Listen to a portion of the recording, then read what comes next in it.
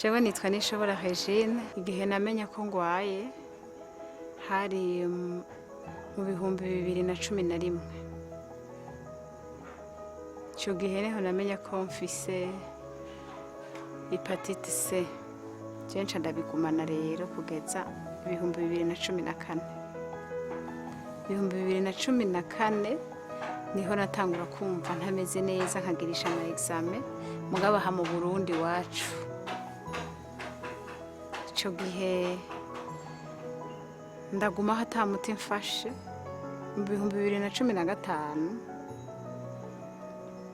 niho naca hidevelopa cirrhose. Ico gihe cirrhose imaze kuba nta yindi shwa nari mfise kuko aha mu Burundi nta miti bari bwatange, kandi cirrhose imaze kubaha iwacu urabizi baca bakuvoma. Nari mfise inda nini cane iteye ubwoba ahubwo wamenga ni imodoka banteretseko. Ayo mazi ntiyanasohoka. Urumva sinihagarika ahantu na hamwe, nari meze nabi cane, nta kintu nafungura. Umubiri wanje nari nsigaye ndi jone. Urumva amaguru sinashobora no gushira mu ikamba mbiri rya umoja, nari naravyimbye hose. Ico gihe gikora maze kuntora ko mfise cirrhose, ikintu caciye kiba twaciye twihutira kwivuza mu mahanga. Urazi ko bitoroshe kugira umuntu ashobore kwiyumvira guhaguruka kwivuza mu mahanga n'uburyo twarimwo mu gihugu c'u Burundi, uburyo abantu badafise. Mugabo ndagenda mu bihugu duhana imbibe ndivuza. Nivuje ico gihe ndagirirwa ubuntu, ntibamvomye kandi ntibambazi. Yanda ibiragabanutse. Mugabo uwo mugera turagumana. Kubera bo bari bafise imiti ivura iyo hepatite C specialite, mugabo izimvye cane yava mu Bubirigi. Rero ndayifata amezi 3 kubera ngo ndategeza kuyivuza imyaka 7. Muri ico gihe bandanya nivuza cirrhose nkivuza na hepatite C. Ndagera muri 2017 aho nyene tubona ko vyanse kubera amafaranga ari menshi. Uko ngiye gupimisha urumva ama examen bayafatira hanze bakanyongera imiti kandi zimvye kwa kundi. Iyo miti rero ntiyahavuye inyorohereza, yahavuye ica interi yindi ngwara. Mu mwaka uheze muri Novembre nk'uku kwezi niho mperukira mu mahanga kwivuza, niho baca bantora diabete ntabizi. Kuko ico gihe inkuru y'umwana isubira inyuma. Ico gihe kuko narakama amaraso cane gose, bategereza kuntera amasashi y'amaraso abaye make ya 4. Ubwo buzima bwose nabayemo kuva muri iyo myaka 2015 ntanguye imiti, nategereza kumenya ko niteza amaraso. Mugabo ayo bayanterera ino, ibipapuro vyo kwa muganga ndabifise. Hanyuma kubera naragira anemie cane très profond, ku buryo igitigu kidakora amaraso vyaragorana kugira ashobore kuboneka, n'ibifungurwa ugaca usanga birangoye. Ico gihe akazi nsa n'uwagahevye kuko urumva hakora umuntu akomeye. Hariho ibihe vy'abafasoni bajamwo, jewe ivyo sinari nkibijamwo bivanye n'ingwara, ntiyari imyaka myinshi. Babonye rero ibiharuro ari vyinshi cane naje ntabizi, baca baranshira kuri insuline. Nari natanguye guhuma, nukuri sinamenya gusa ko ariyo yagiye mu maso iyo diabete. Ngiye gupimisha d'abord vyari kuri 23, bigabanutse haba ari 19. Urumva ko ivyo bintu vyaba ari vyinshi. Wiyumvire rero gufata amatike, umva amahanga n'amahanga, nta nshuti ubufiseyo, ugaca wiyumvira ama examen yo mu mahanga sico kimwe nayo iwacu mu Burundi. byose ubishira mu madolari. Exame bangiriye ya fibroscan uko nari mfise ibiharuro byinshi cyane, bambwira bati ha rero fibroscan nico kidetermina ko utegereza gufata umuti. Ati mugabo malheureusement mu Burundi nta uhari, utegereza kuzo gutuma mu Bubirigi. Mugabo uwo mu docteur arangirira facture, yitwa Dr Kamu, arangirira facture arambwira ko ari 80 millions, ko ariyo mafaranga ntegerezwa kwegeranya ngatanga kugira iyo miti nzoyifate amezi 3, mugabo nandikiwe amezi 6. Urumva ico gihe rero urumva ko nivuje kuva kera, nivuje kuva 2015 niho naja mu mahanga. Amafagitire ndayafise ngaha n'ayandi ntafise, ni ibintu byaturengeye. Urabona haciye hatera ikiza ca corona, sinabaye ngisubira mu mahanga, nariyagaza. Umva ari namaze kugenda kwa Dr Gikora, arambwira ko kuri foie yanje hariko utuvyimba.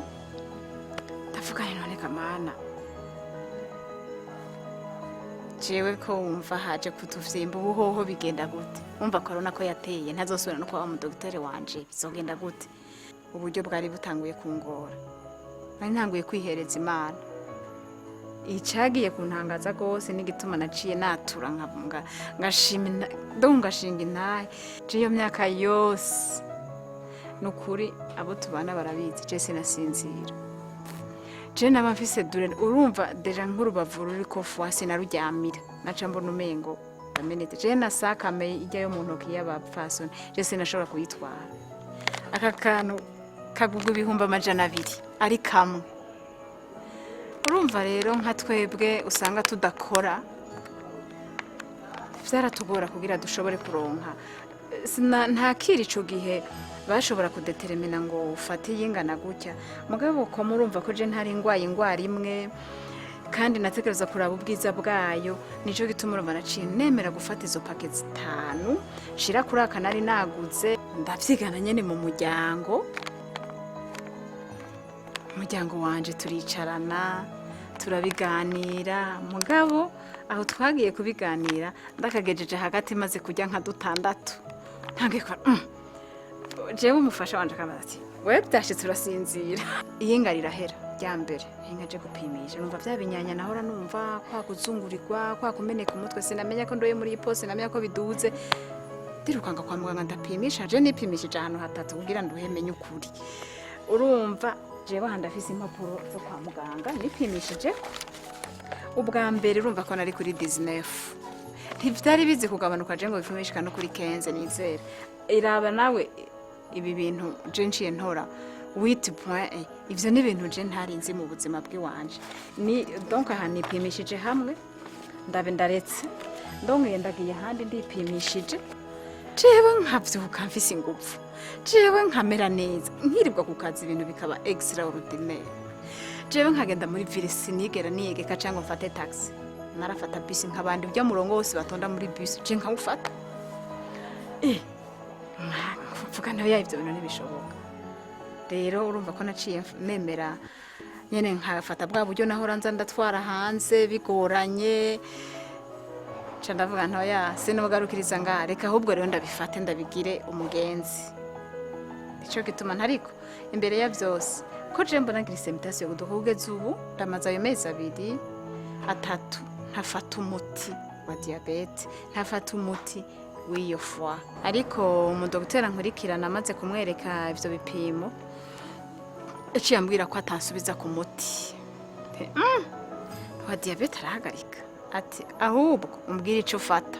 Byaramutangaje kuko yaciye ambwira ati none hariho abadokiteri bababwira ingene mu bifata.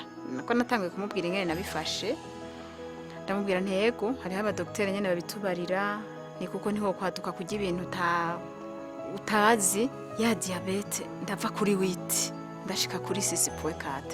Jivye mukama yankoreye, nagiye mbona samedi narifashe nabi, ndanywa ifana ndanywa ifana. Urabona ibi byo dufungura biba ari biraya, uronse ico kijumbura kijya uko turabarundi byose. Rero urumva bari barabimbujije, byaraduza glycemie. Je ndabifunguye ivyo mukama yankoreye, naciye nsanga glycemie yanje iri kuri 7. Kugeza n'ubu nta muti ndafata atari yes factor. Ubu rero je nitungiwe ni S factor umunezero udasanzwe mu muryango, kandi ngashima cyane, ngashimira Yes Factor yaje hageze kuri jewe, yaje hageze kuko urumva ko atako ntari naragize, ntako ntagerageje n'ukuri. Mugabo abashobora kuronka uwo mwanya wo kwiga barakubwira ko harimo na business. Nk'ubu nka jewe hariho icanezereye, barambwiye yuko hariho ukuntu ugenda uraduga amanota iyo washoboye kugura izo produit. Rero nk'ubu jewe niyo Imana yampaye ayo manota nkayashikana, sinzi gusa ingene ngana no bambesha ayo manota, nurumva ndashobora kuronka iyindi produit nk'iyi ntashoboye, ntasubiye ku isoko. Urumva ko urudandazwa rurimo. Jewe rero ku bwanje ndashima cyane ngira ni societe yoba yarakoze iyi produit, hanyuma igashobora kunshikira nkaba mu bayimenye, nkaba mu bambere bayimenye, nzoyishingira intahe, nongere ndayishingira intahe, ndayibwire n'abatayizi, kandi nta muntu n'umwe ntazobibarira. Aca agenda avyumviritse, abishoboye abifata. Je numva umenga nta n'ibindi bintu norenza ko kunezerwa nako. Je sinari ku munezero, n'ababanyi banje bose barazi ko jewe ubu nakijijwe n'ibi bintu. Urumva ni Yes Factor. Urabona ubu hareze imanza, arambaza ngo mbega Reje wikusigaye usa neza, wafashe iki gareje? Kuko iyo miti nayo nayifata yari yaranyononye yo mu mahanga. Urumva n'amaproduit chimique, nkababwira nti je akantu mfata utashimye kukumva je ndabigendana mu telefone ca ndamwereka. Rero twebwe turafise umwana afise diabete w'imyaka 6, umwana wo mu muryango wo muri famille, nawe twabibwiye nk'uko yitera insuline. Urumva aka kantu yatanguye ngo afatangira ngo il y a 2 jours 3 jours. Urumva umwana bamaze gutera insuline, yitera insuline wa 6 ans. Urumva ko ari agahinda mu muryango. Yarafashe aka kantu kandi amaze kudufata ati je muvyeyi we niwe twamanya, ambwira ati turakorana, yambwiye ati ubarasinzira, wa mwana arasinzira kandi ni none ntiwamuteye.